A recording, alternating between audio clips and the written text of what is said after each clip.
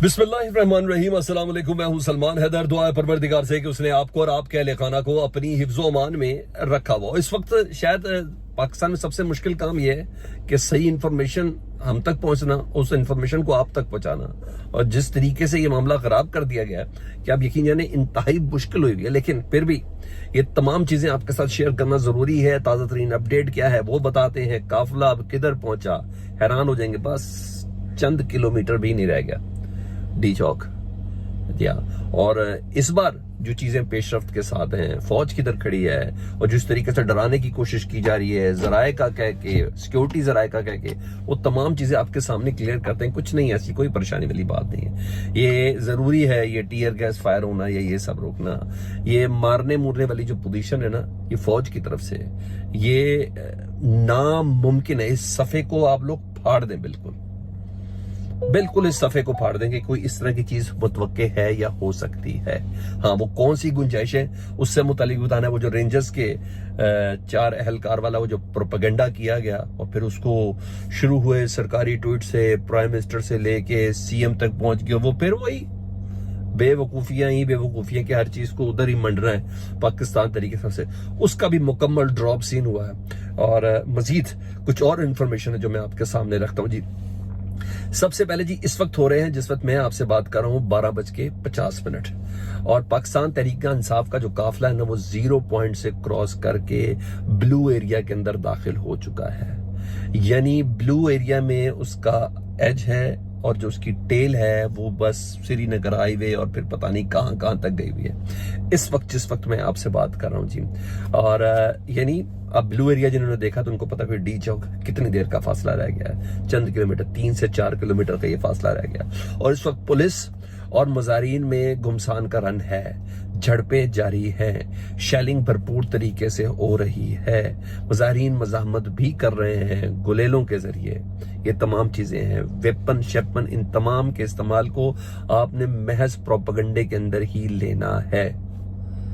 ऐसी कोई चीज भी नहीं है। हाँ, शरपसंद अनासिर डेफिनेटली बीच में हो सकते हैं। जब तादाद इतनी ज्यादा हो जाए तो फिर कोई ना कोई अपना मफाद भी इसके अंदर इस्तेमाल कर सकता है। उन चीजों को डेफिनेटली विजिलेंटली देखना है।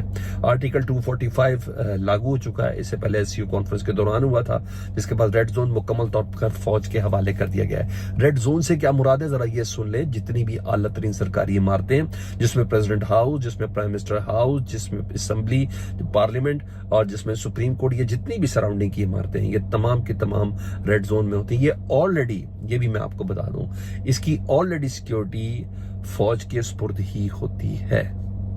जी हाँ, जो 111 ब्रिगेड जिसे कहा जाता है, ये उसी के ही सुपुर्द होती है। अगर किसी ने बर्ड व्यू लिया हो या कभी हो, मुझे इत्तफाक ये हुआ, तो इनकी छतों के ऊपर भी फौज ही मौजूद होती है। और 126 दिन के धरने में, इससे पहले ताहिरुल कादरी साहब के धरने में भी यही चीजें विजुलाइज की गई थी और मेरा अपना भी एक्सपीरियंस है। और मैं आपको जल्दी से उसकी चीज भी शेयर कर देता हूं कि जब पैड के लोग, पाकिस्तान अवामी तहरीक के लोग, जब वो जंगले को ब्रेक करके अंदर दाखिल हुए थे ना पार्लियामान की, तो उस वक्त एक कर्नल साहब स्पीकर से कह रहे थे, आप यहां अपनी मजबूरियों से मौजूद हैं, अपना एहतजाज भरपूर तरीके से रिकॉर्ड करें, जितने दिन रहना रहे, आपको किसी किस्म की कोई तकलीफ नहीं है। लेकिन जिस लॉन में आप हैं वो पार्लियामेंट का लॉन था। इसके आगे जो जितनी इमारतें हैं ना, ये हुकूमत पाकिस्तान की नहीं है, ये रियासत पाकिस्तान की है। तो बस इन इमारतों के अंदर आपने दाखिल नहीं होना, अदरवाइज आप हमारी मौजूदगी में बिल्कुल महफूज हैं। वो बात उस वक्त की मुझे आज भी याद है और आज भी इतना ही महफूज है इस्लामाबाद, कम से कम फौज के हवाले से। बाकी शर पसंद, मैं पता नहीं कौन कौन सी चीजें डालने की कोशिश की जाए, उसके कुछ और मामलात हैं, लेकिन हर लिहाज से ये चीज है। अच्छा जी, शेलिंग भरपूर तरीके से जी, मैंने कहा रेड जोन मुकम्मल तौर पर फौज के हवाले है। और जितनी अहम तमाम सरकारी इमारतें, prime minister house, parliament, supreme court के बाहर भी फौज तैनात कर दी गई है, क्योंकि ये तमाम इमारतें मैंने आपको बताया कि रियासत पाकिस्तान की निशानी है। 1:30 बजे का वक्त अनाउंस है जी, 1:30 बजे का, कि हम तमाम पाकिस्तान तहरीक इंसाफ की क़यादत की तरफ से काफिले के शुरका को कहा जा रहा है कि हमने नमाज ज़ोहर बा जमात डी चौक में अदा करनी है और सफ़ें वगैरह मंगवा ली गई है।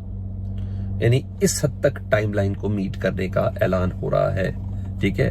अलीमा खान साहबा के मुताबिक जो मेरी लास्ट टाइम बात हुई है इमरान खान साहब से, तो किसी किस्म की उन्होंने डील करने के हवाले से इनकारी की है। उन्होंने कहा जो भी बात होगी वो डी चौक पहुंचने के बाद ही होगी।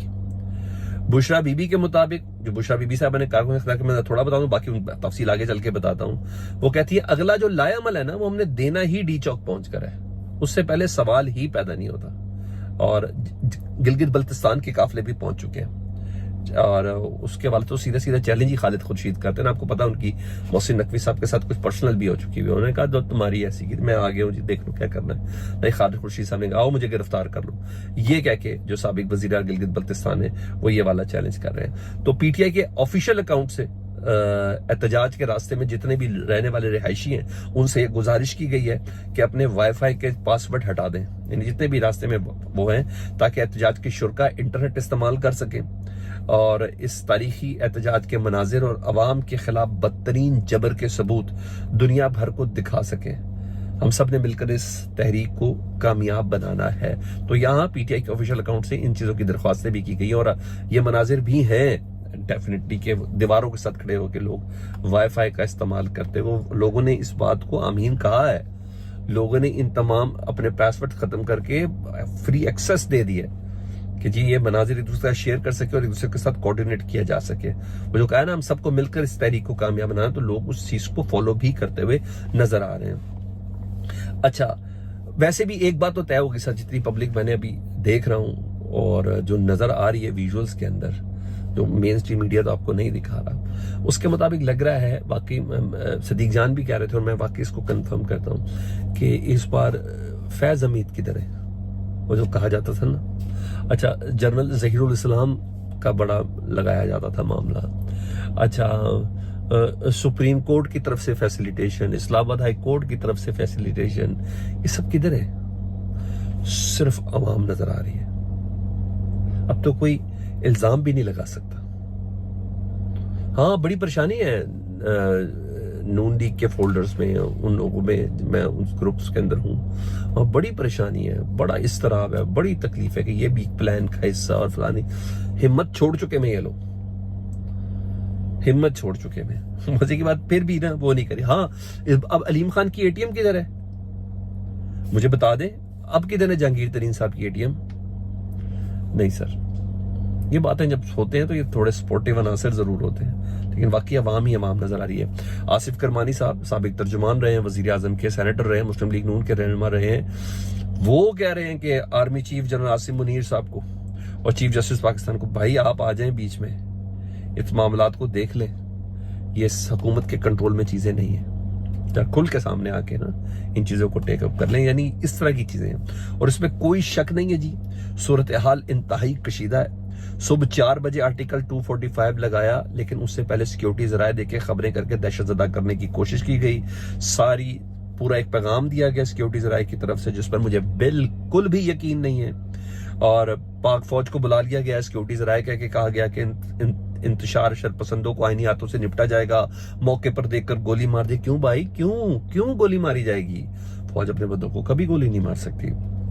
अच्छा, मारने के अहकाम दिए गए हैं, सिक्योरिटी जराये कह के तमाम इकदाम पर उनको फ्री हैंड दे दिया गया है। फिर थोड़ी देर बाद वजारत दाखिला का ऑफिशियल नोटिफिकेशन जारी हुआ, उसमें ऐसी कोई भी चीज नहीं थी, उसमें ऐसी कोई भी चीज नहीं थी। और कर्फ्यू शर्फ्यू वाला इंडिया तो रात को ही मोहसिन नकवी साहब ने दे दिया था।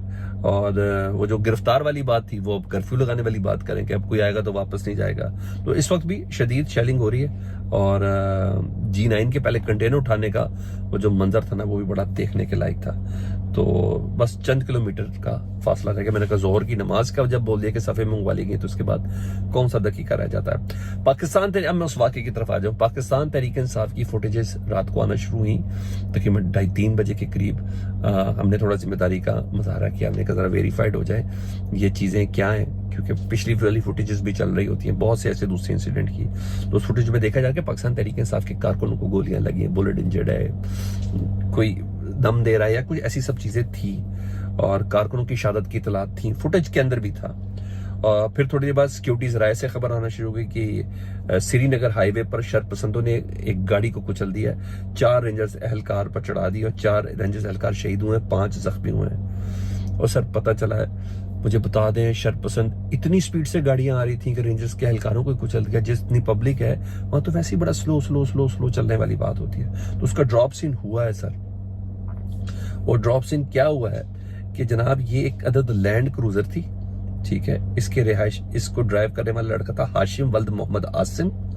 वो शख्स गिरफ्तार भी कर लिया गया है। उस शख्स का कहना है कि मैं F10 का रिहायशी हूं, मैं एबटाबाद से वापस अपने घर जा रहा था और मुझे रात के अंधेरे में रेंजर्स के एहलकार नजर नहीं आए। तो इसको तूने जी जो मर्जी करें जी, पीटीआई के मंड डालने की कोशिश न करें। इन तमाम चीजों का उल्टा नुकसान हो रहा है, तमाम चीजों का उल्टा नुकसान हो रहा है। ये चीजें गलत, वो कह रहे हैं वो तेजाब की तरह लग रही है पाकिस्तान तहरीक इंसाफ के जो ये इस तरह के प्रोपेगेंडे हैं। तो इसको करें, इसको इन्वेस्टिगेट करें, जो कुछ भी है वो चीजें हों। तो बहरहाल ये चीजें बाय नहीं कर रही है अवाम, ठीक है। किसी और धमकियों से तो अब यहां तक पहुंचा दिया आपने। प्यार से बात की होती, मुज़ाकरात सही तरीके से किए होते तो आज इनको क्या पड़ी है। तो ये इधर आके ये इन चीजों से डरने के लिए तो आए भी नहीं है यहाँ ये चीजें। अच्छा जी, इधर बुशरा बीबी साहबा के हवाले से मैं आपको बता दूं, मुख्तलिफ अफवाहें तो चल रही है जी, बहनों की लड़ाई शड़ाई ये सब हो गई है, बाबी और उसकी, वो सर एक दूसरे की मदद सराई कर रही है। अलीमा खान कहती है बुशरा बीबी ही तो है जिसने पेशावर से इस काफिले को लीड किया और बहुत ज्यादा अप्रिशिएट कर रही है। और बहरहाल बुशरा बीबी साहबा ने सुबह जो खिताब करते हुए उन्होंने कहा कि जेल के अंदर से आने वाला कोई पैगाम उस वक्त तक दुरुस्त नहीं माना जाएगा जब तक इमरान खान साहब खुद नहीं आकर कहेंगे। और किसी भी किस्म की मुतबादिल जगह का उन्होंने इनकार किया। और इसके अलावा हमारे पास आएंगे तो इमरान खान साहब तो ये मार्च खत्म करेंगे, वरना मार्च खत्म नहीं होगा। जितना मर्जी प्रेशर डाल लें, अगर इमरान खान रिहा होकर धरने में आएंगे तभी होगा। और पुरअमन रहे, धरने के तमाम शुरा से कहा पुरअमन रहे, रेड जोन में नहीं जाना, यानी किसी सरकारी इमारत की तरफ आपने अंदर नहीं जाना। और अलीमा खान और बुशरा बीबी दोनों इकट्ठे हैं, कोई लड़ाई वाला चूरन नहीं हुआ, किसी किस्म की ऐसी कोई चीज नजर नहीं आई। कुछ मजीद अपडेट्स के साथ दोबारा आता हूँ। अपना बहुत ज्यादा ख्याल रखें। अल्लाह पाकिस्तान को सलामत रखे, अल्लाह पाकिस्तान को ताक़यामत रखे। अल्लाहुम्मा सल्ली अला मुहम्मद व आले मुहम्मद।